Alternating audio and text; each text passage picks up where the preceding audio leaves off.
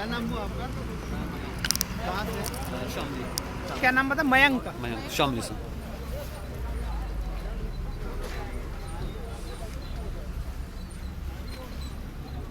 आप बताइए कहाँ से आए हैं? शामली से आए जी।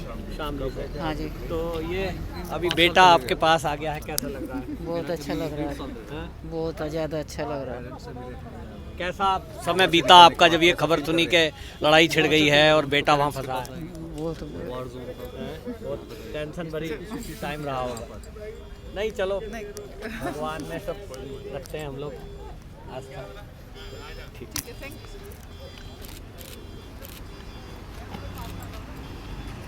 इनका नाम कुछ है? हाँ? क्या नाम है आपका? मेरा नाम है सामिया। कोई नहीं, मास्क उतार लो। हंसी आ रही क्लिप देखने में।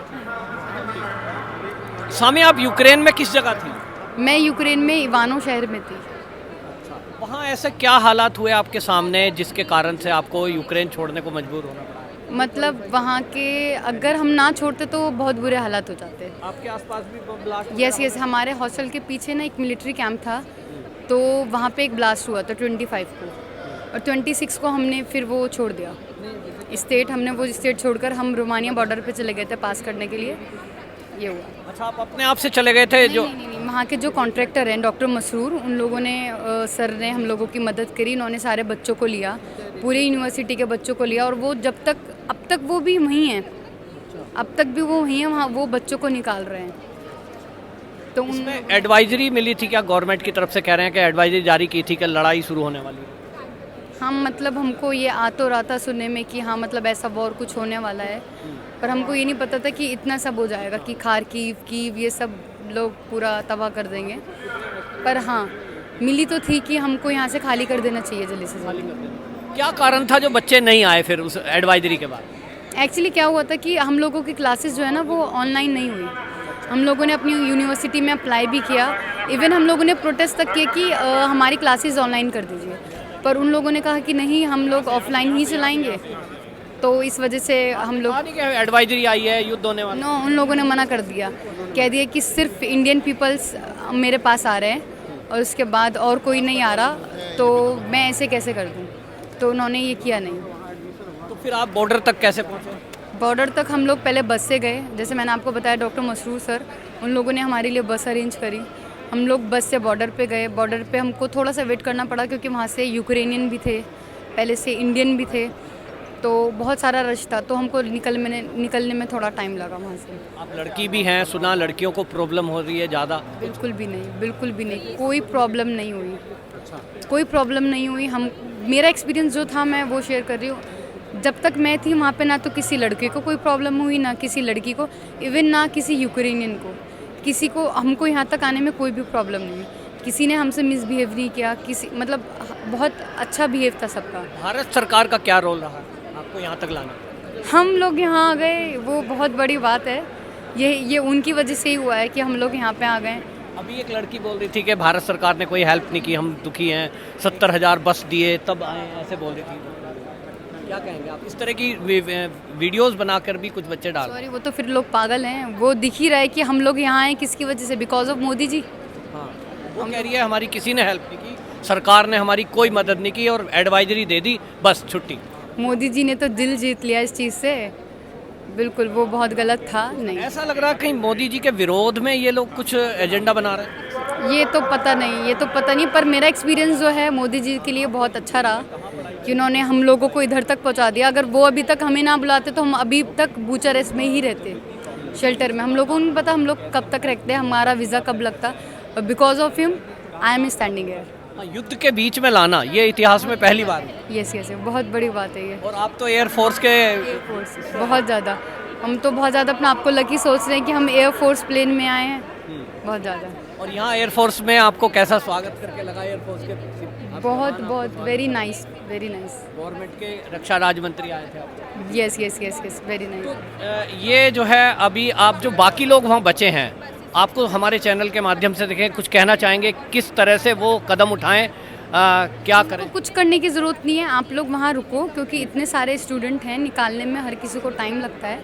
वहाँ रुको, थोड़ा सा वेट करो, हर किसी को लाया जाएगा, हर कोई आएगा यहाँ पे। जैसे हम लोग आए 3 दिन का हमने स्टे किया वहाँ पे, पर हम यहाँ पे आ गए ना, हर कोई आएगा। बस एक मैप में चेंज करने में, इतने सारे प्लेन्स अरेंज करने में टाइम लगता है, तो वो सब स्टूडेंट आएंगे यहाँ पे। जब मोदी जी ने ठान ही लिया है, हम लोग आ गए तो वो लोग भी आएंगे, वो भी भारत के बच्चे हैं।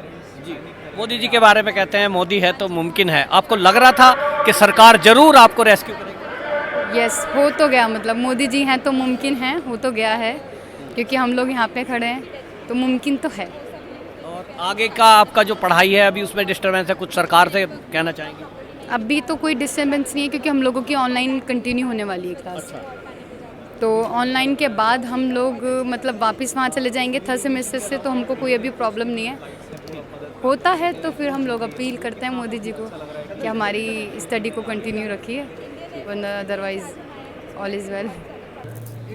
क्या नाम सर आपका? सफ़वान मलिक, कहाँ थे आप वहाँ यूक्रेन में? इवानो फ्रैंकिव्स। क्या हालात हुए कि घर आना पड़ा? सर एक्चुअली 2 दिन पहले, 2 या 3 दिन पहले वहाँ पे मेरे फ्लैट से 2 किलोमीटर दूर पहला ब्लास्ट हुआ था। तो उस टाइम हमारा मॉर्निंग में आँख ही ब्लास्ट की आवाज़ सुन के ही हुआ, आँख खुला। उसके बाद हम लोग थोड़ा डर गए थे, इसलिए उस दिन भी हमारी ऑफलाइन क्लासेस थी। उससे पहले हम लोग बहुत प्रयास कर रहे थे कि हमारी क्लासेस जो हैं ऑनलाइन हो जाएँ ताकि हम घर चले जाएँ पहले ही, लेकिन यूनिवर्सिटी ने साफ मना कर दिया था कि कोई यहाँ पे कोई बाहर का सीन नहीं है, आपकी जो भी क्लासेस हैं वो ऑफलाइन ही रहेंगी। तब भी हम लोगों ने 3 तारीख का टिकट करा के रखा हुआ था अपना। फिर बस यही सब सीन हो गया, इमरजेंसी में निकलना पड़ा वहाँ से। कितना किलोमीटर पैदल चल के पहुँचे बॉर्डर? सर बॉर्डर तो एक्चुअली हम लोग पैदल चल के नहीं गए थे, हमारा जो कॉन्ट्रैक्टर थे, ऑफिशियल कॉन्ट्रैक्टर, तो उन्होंने बहुत हेल्प करा सर। एक्चुअली वो हमें लेके गए बस में बिठा के, और हमारी बसें जो थी वो सीधा अंदर गई थी। बॉर्डर के बाहर ही उतारा था और 10-15 मिनट में हम लोग को एंट्री मिल गई थी, ज़्यादा सफ़र नहीं करना पड़ा था। क्योंकि सर उनका जो इवानो फ्रैंकिव्स के स्टूडेंट थे सर, तो उनके हमारे जो कॉन्ट्रैक्टर हैं एरोशिया एजुकेशन लिंक के थ्रू हम लोग गए थे, तो उनकी रिस्पॉन्सिबिलिटी थी वो सारे स्टूडेंट जो उनके थ्रू गए थे वहाँ पे, वो अपनी रिस्पॉन्सिबिलिटी सबको लेके आए थे सर। मतलब आप कह रहे हैं जो आपके वो कॉन्ट्रैक्टर थे उनके थ्रू आने में आसानी रही? उन्होंने सर पूरी स्टार्टिंग से लेके मतलब डे 1 जब अटैक हुआ था, हमने उनको कॉल करी कि सर ऐसा सीन है। उन्होंने बोले 1-2 दिन रुक जाओ, देखते हैं क्या होता है। फिर जब अटैक कंटिन्यू होते रहे तब उन्होंने सारे स्टूडेंट्स के लिए बस मतलब अरेंज करी सर। उसके बाद बस के थ्रू हम लोग को वहाँ ले जाया गया, और फिर थोड़े बहुत कंट्री से आए आप वापस? Sir Romania sir. जी सर, जी सर। तो रोमानिया में जब आप आए हैं वापसी, भारत सरकार का क्या रोल रहा आपको लाने में? सर एक्चुअली हम लोग को जो भी स्टूडेंट्स हैं हमें ज़्यादा प्रॉब्लम नहीं हुई, लेकिन जो भी मेरे दोस्त वगैरह को प्रॉब्लम हुई वो मेन प्रॉब्लम हुई रोमानिया के बॉर्डर पे सर। अच्छा। क्योंकि वहाँ पे क्या था सर, यूक्रेनियन लोकल जो लड़कियाँ वापस जा रही थी देश छोड़ के, तो वो लोग ज़्यादा प्रायोरिटी उन लड़कियों को दे रहे थे, ना कि हम लोग को, इंडियंस को। वहाँ 1-2 बार फायरिंग वगैरह भी हुई, क्योंकि ऐसा था सर 2000-3000 इंडियन स्टूडेंट खड़े हुए थे। वो लोग 2 स्टूडेंट निकालते थे, फिर 2 घंटे वेट कराते थे, उसके बाद फिर 2 स्टूडेंट्स। तो जैसे ही गेट खुलता था सारे इंडियन स्टूडेंट धक्का मार के अंदर घुस जाते थे, फिर वो फायरिंग करते फिर बाहर आ जाते थे। तो यहाँ थोड़ा स्कैर्ड सा सीन बन गया था सर। लेकिन उसके बाद जैसे ही हम लोग एंटर करे बॉर्डर, वहाँ पे एक बस खड़ी हुई थी, हम बस में बैठ के सर सीधे पहुँचे इमिग्रेशन ऑफिस। उसके बाद से सर हमें कोई प्रॉब्लम नहीं हुई। वहाँ हर जगह स्टॉल्स लगे हुए थे NGO वगैरह के, हमें फ्री में सिम A to Z जो भी चीज़ थी सर, हमको सारी चीज़ें हमें फ्री में प्रोवाइड की गई। और सर फिर हमें वहाँ तो कोई भी दिक्कत नहीं हुई सर। रोमानिया के अंदर आने के बाद में we feel very comfortable and very good. 3 दिन रहे सर हम रोमानिया में, एंड बहुत कुछ एंजॉय किया वहाँ पे सर, कोई दिक्कत नहीं हुई सर, बहुत अच्छा लगा वहाँ रोमानिया में। भारत सरकार ने क्या आपकी हेल्प की है, कैसे आप? आई डोंट नो सर, बस यही कि फ़्लाइट्स वगैरह अरेंज कराई। रोमानिया में भी बहुत सारे जो एम्बेसी वगैरह के लोग थे, उन लोगों ने हर चीज़ सर प्रोवाइड की हम लोगों को। किसी के पास अगर मोटी जैकेट नहीं थी, ऐसी आ गया उसको खुद खरीद के ला के दी जैकेट, शूज़ ला के दिए लोगों को, बहुत सारे बच्चों को। और खाने पीने की तो कोई दिक्कत नहीं, अनलिमिटेड बफेट, जो मन हो वो खाओ सर आप, एकदम गुड। 4 मंत्री यहाँ से गए हुए हैं रेस्क्यू के लिए, उसमें से कोई मिले आपसे? हाँ सर मिले थे सर, मुंबई महाराष्ट्र के थे सर, सिसोदिया सर कुछ करके थे, I don't know his name. वो मिले थे सर एयरपोर्ट पे, और उनसे थोड़ी बात हुई थी। बट अभी जो बाकी लोग वहाँ रह गए हैं छात्र, उनको कुछ कहना चाहेंगे कि उनको गाइड करें जिस तरह से आप आए इस तरह से? मेरा सर खुद का भाई मतलब है, मेरा दोस्त भाई जैसा ही है सर, वो इस टाइम खारकी में फंसा हुआ है। तो अभी तक तो वो 2 दिन से सर बंकर्स में थे, लेकिन अभी उन लोगों को बोला गया कि जैसे जल्दी से जल्दी बंकर्स छोड़ के आप खारकी छोड़ दो। तो वो लोग अभी तो मेरा फ़ोन स्विच ऑफ है सर, वहीं एयरपोर्ट पर उससे बात हुई थी, तब वो लोग वहाँ पे वहाँ पे सर अभी एयरपोर्ट वो मेट्रो स्टेशन पे खड़े हुए थे। वहाँ से उन लोगों को जाना था लवीव के लिए, जो सर 1200 किलोमीटर दूर है लवीव अप्रॉक्स खारकिव से। और वो पिछले 6 घंटे से वहाँ पे खड़े थे, कोई भी ट्रेन आती थी उन्हें जगह नहीं मिलती थी और कंटिन्यूसली अटैक हो रहे हैं वहाँ पे नियर बाय जैसे। जी सर, तो it's a very dangerous situation in Kharkiv. बहुत सारे इंडियन सर वहाँ फंसे हुए हैं और मेरे दोस्त ने सर मतलब 6-7 घंटे से ना पानी भी नहीं पिया था, वहाँ पे फंसा हुआ था, उससे अभी तक बात नहीं हो पाई है। अभी मेरा फ़ोन स्विच ऑफ हो गया, पता नहीं वो क्या होगा। तो खारकिव में सर सिचुएशन बहुत ज़्यादा बिगड़ रही है day by day. Let's see क्या होता है। अभी जैसा अभी शाम को खबर आई थी, मोदी सरकार ने बात की थी रूस के राष्ट्रपति से, 6 घंटे के लिए युद्ध रोका गया खारकिव से छात्रों को निकालने के लिए। इस बीच में आप क्या मतलब कोई छात्रों ने कांटेक्ट किया आपसे? नहीं सर, अभी तो मैं से फ्लाइट में था, लेकिन अभी जब एयरपोर्ट पे सर अभी 10 घंटे पहले मेरी बात हुई थी तो वहाँ पे सर कोई अटैक रुका नहीं था, कंटिन्यूसली बम्बार्डिंग हो रही थी। वीडियो कॉल करी थी उसने मेरे को, हर तरफ धुआं ही धुआं था सर। कोई और वो लोग बहुत डरे हुए थे। ओनली इंडियन स्टूडेंट्स ही वहाँ खड़े हुए थे 1000 के आसपास। इतना बल्क में कोई भी ट्रेन आ रही थी, रुकी नहीं रही थी सर वहाँ पे। तो 6-7 घंटे से ना पानी का अरेंजमेंट ना कुछ सर, बहुत दिक्कत हो रही है उन लोगों को। मतलब ट्रेन में यूक्रेनी लोग चढ़ने नहीं दे रहे थे, ऐसा सुना? नहीं, ये नहीं पता चढ़ने नहीं दे रहे थे या ये मेरे को इतना पता नहीं सर, लेकिन ट्रेन रुक ही नहीं रही थी सर। चढ़ने की बात दूर है, रुक ही नहीं रही थी ट्रेन वहाँ पे जहाँ वो लोग खड़े हुए थे। तो उन लोग को ज़्यादा दिक्कत हो रही है सर। कहाँ के रहने वाले हैं? मैं सर बरेली का रहने वाला हूँ। बरेली। तो यहाँ से जाने की व्यवस्था है? नहीं सर, एक्चुअली मेरे भाई रहते हैं यहाँ दिल्ली में, तो मैं सर दिल्ली से, वो बाहर ही खड़े हैं sir. Okay, thank you. Bharat सरकार को कुछ कहना चाहेंगे? जी सर, बस फ्री में आ गए यहाँ पे, उसके लिए थैंक यू। बाकी बस जान बच के आ गई सर। बाकी हमारा जो इवानो फ्रैंकिव था वहाँ पे बस 2 अटैक हुए थे पहले दिन, उसके बाद हमारे आने के बाद अभी अटैक हो रहे हैं वहाँ पे। सो देखते हैं सर, बच के आ गए, इट्स वेरी गुड सर। बाकी जो लोग वहाँ पे फंसे हुए हैं वो उनके माँ बाप पे क्या बीत रही है, everyone can understand sir. Okay, thank you so much. मैं विनीशा नेशनल मेडिकल यूनिवर्सिटी का फर्स्ट ईयर स्टूडेंट हूँ, जो कि मैं वहाँ पे MBBS करता था। मुझे गए हुए 25 से 20 दिन हो गए हैं और मैंने वहाँ पे काफ़ी डिफ़िकल्टीज़ फेस करी है। हमें ट्रैवल करते हुए 6 से 7 दिन हो गए और आज जाके हम 2 मार्च को आज हम जाके यहाँ पे दिल्ली पहुँचे। आपने वहाँ पे क्या क्या चीज़ें देखी, क्या एक्सपीरियंस किया?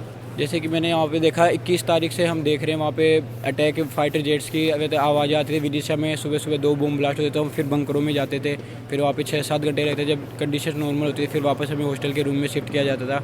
फिर रात को जैसे ही जेट्स की आवाज़ आती है फिर कोई सायरन बजता तो फिर वापस से बंकरों में शिफ्ट हो जाते। यूनिवर्सिटी का सर रहा था, हाँ हमको बॉर्डर तक लेके गए थे, बस सर बॉर्डर पे काफ़ी नहीं सर, रोमानिया नहीं, यूक्रेन बॉर्डर तक लेके गए थे। पर वहाँ पे सर काफ़ी भीड़ थी, बहुत ज़्यादा रश था, 7 से 8 हज़ार बच्चे थे। फिर सर सब कुछ यूनिवर्सिटी के हाथ में कुछ भी नहीं था। ये सुनने में आया कि यूक्रेन के सैनिक जो है और सिपाही वो आप लोगों से कह रहे थे मिलिट्री में लड़ाई करो, आपको जाने नहीं देंगे, क्या ये सच है? नहीं सर, ऐसा तो कुछ नहीं है, बट उनका सर जो रवैया था सर वो हमारे इंडियन स्टूडेंट के लिए सर बहुत गंदा था। और मतलब लड़कियों के ऊपर उनको लड़कियों को मारा जा रहा था, फायरिंग हो रही थी, हवाई में फायरिंग कर रहे थे उन बच्चों को रोकने के लिए। अच्छा, कौन करे थे? रूसी सैनिक? यूक्रेनियन तो आप कैसे वहाँ रहे हैं? स्टूडेंट को बाहर नहीं आने? नहीं सर।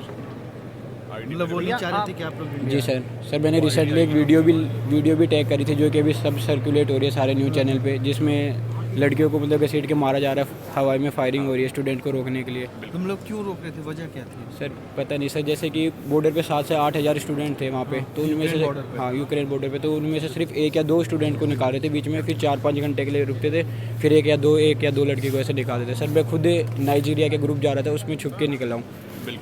क्या नाम सर आप? सौरभ, आप यूक्रेन में किस जगह थे? टर्नोपिल से। अच्छा, तो क्या हालात बने कि आपको घर वापसी आना पड़ा? सर मैं फ़िलहाल टर्नोपिल में हालात सही थे, पर बाकी स्टेट्स में अच्छे नहीं थे, इसी वजह से हमें भी वापस आना पड़ गया ताकि वहाँ पे फ्यूचर में हमें नुकसान ना हो, इसलिए। अच्छा, मतलब जहाँ आप थे वहाँ ज़्यादा रिस्क नहीं? वहाँ नहीं था, फ़िलहाल नहीं था अभी तक। अच्छा, तो ये जो एम्बेसी है इसकी क्या हेल्प मिली आपको? सर मैं ये बताऊँ, एम्बेसी की हेल्प सर हमें बॉर्डर क्रॉस करने के बाद बहुत अच्छी मिली, पर हम जब वहाँ रोमेनिया बॉर्डर पे थे वहाँ बच्चे यहाँ पे बिना खाए पिए रह रहे थे, वहाँ तक हमें हेल्प किसी की नहीं मिली है सर। वहाँ पे बहुत से बच्चे ठंड में रहे, स्नो में रहे सर, तो वहाँ तक या तो वहाँ मुझे नहीं पता किसकी गलती है, पर वहाँ हमें हेल्प नहीं मिली है। उसके बाद जब बॉर्डर हमने क्रॉस किया है उसके बाद हमें बहुत अच्छे ट्रीट किया गया है, लाइक बहुत अच्छे से, लाइक 5 स्टार होटल टाइप में। तो उससे पहले हमें हेल्प नहीं मिली, हम धक्के खाकर बॉर्डर पार किए, कुछ लोग मार खा के पार किए, पर बहुत मुश्किल से हमने क्रॉस किया है। यूक्रेन में आप कितने साल रहे अभी? सर 3 साल। 3 साल में पहले भी रवैया इस तरह का देखा क्या यूक्रेन सरकार का या लोगों का? नहीं सर, वहाँ के यूक्रेनियन पीपल बहुत अच्छे हैं, हमें सपोर्ट भी करते हैं, पर बॉर्डर पे पता नहीं अचानक क्या हुआ, वहाँ के आर्मी ऐसे क्यों किया वो हमें नहीं पता, पर वो शायद जो भी हो, पर हमें बहुत मुश्किल से निकलना पड़ा, धक्के खाकर, फिर क्योंकि वो निकलने नहीं दे रहे थे वहाँ पे, हमें बहुत मुश्किल से धक्के खाकर हम निकले वहाँ। सुना है कि जबरदस्ती आपसे लड़ाई लड़वाना चाहते थे, हथियार देकर के, ऐसा कुछ कर रहे खबरें आई? नहीं सर, ऐसा कुछ हमसे रोकने का क्या कारण था? सर ये तो वही जाने क्या कारण था, पर हमें बहुत मुश्किल से पार हुए कि बहुत वहाँ पे लगभग 1000 बच्चे थे, एक दिन में सर 20 बच्चे 25 बच्चे निकल रहे थे। फिर लास्ट में जब हमारी कॉलेज के डीन और हमारे कॉलेज के एजेंट्स आए, तब हमें निकलने मिला बहुत से लोगों को। तो भारत सरकार के बारे में बहुत लोग वीडियोस बना के डाल रहे हैं कि भारत सरकार की तरफ से कोई मदद नहीं मिल रही, हमें एम्बेसी कोई कांटेक्ट नहीं कर रही, ऐसे कुछ वीडियो भी वायरल हुए हैं, आप क्या कहेंगे? सर ऐसा है कि भारत सरकार की तरफ से वहाँ हमें लाइक यूक्रेन टर्नोपिल से बॉर्डर तक आने में हमें कोई हेल्प नहीं मिली है। हम अपने बसेस कर रहे हैं, हमारे अपने टैक्सी कर रहे हैं, वो हम अपने खुद से आ रहे हैं, और जो कि उसके बाद क्रॉस करने के बाद बहुत मुश्किल था हमें वहाँ क्रॉस करने में। फिर उसके बाद लाइक हाँ, बॉर्डर जब हमने क्रॉस कर गया, उसके बाद बहुत अच्छे बस मिली, हमें खाना मिल रहा है, होटल मिल रहा है, पूरे वहाँ तक एयरपोर्ट तक लाया जा रहा है, वहाँ बहुत अच्छे। इससे पहले हमें कुछ हेल्प नहीं मिली है।